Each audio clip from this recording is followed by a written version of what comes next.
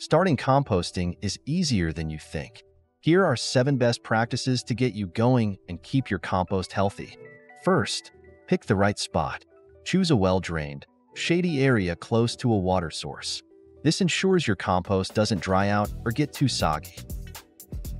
Sunlight helps to speed up the decomposition process, making your compost break down faster.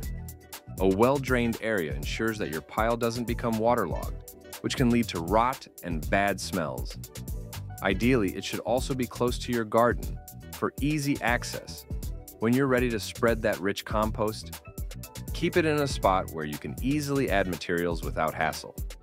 If it's too far out of reach, you might find yourself less inclined to maintain it regularly. Second, know what to compost. Mix green materials like fruit scraps and grass clippings with brown materials like leaves and cardboard. Avoid meat, dairy, and oily foods. Greens are your nitrogen-rich materials. Think of things like fruit and vegetable scraps, coffee grounds, and fresh grass clippings.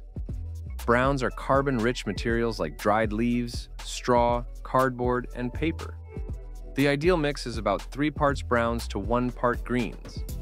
This ratio helps create the perfect environment for microorganisms to thrive, breaking down the materials efficiently. Without this balance, your pile could either dry out too quickly or become a soggy, stinky mess. Moisture control is our third tip. Keeping your compost pile moist is vital, but it's a delicate balance.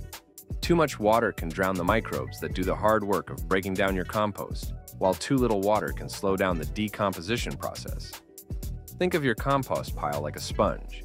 It should be moist to the touch but not soggy. If it feels dry, add a bit of water, especially if you're adding lots of dry browns. If it's too wet, mix in more browns to absorb the excess moisture. Turning your pile regularly is another key step.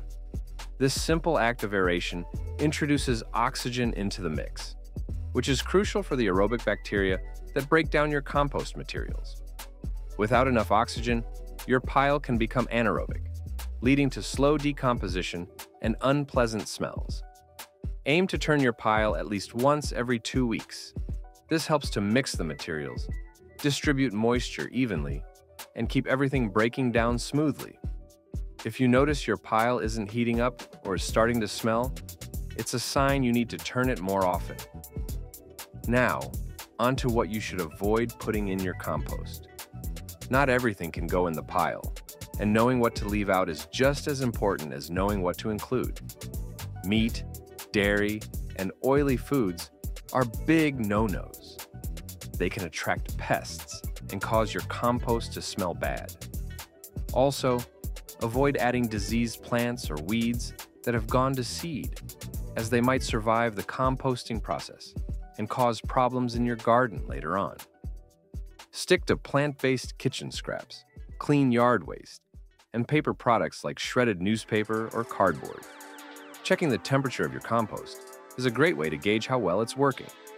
Your compost pile should be hot. This heat is a sign that the microbial activity is in full swing, breaking down the materials efficiently. A compost thermometer is a handy tool for monitoring this. If your pile isn't heating up, it might need more greens or more frequent turning. A hot compost pile not only breaks down faster, but also kills off any weed seeds and harmful pathogens, making your final compost safe to use. Finally, how do you know when your compost is ready? Finished compost will be dark, crumbly, and have a rich, earthy smell. The original materials should be mostly unrecognizable, broken down into a uniform texture.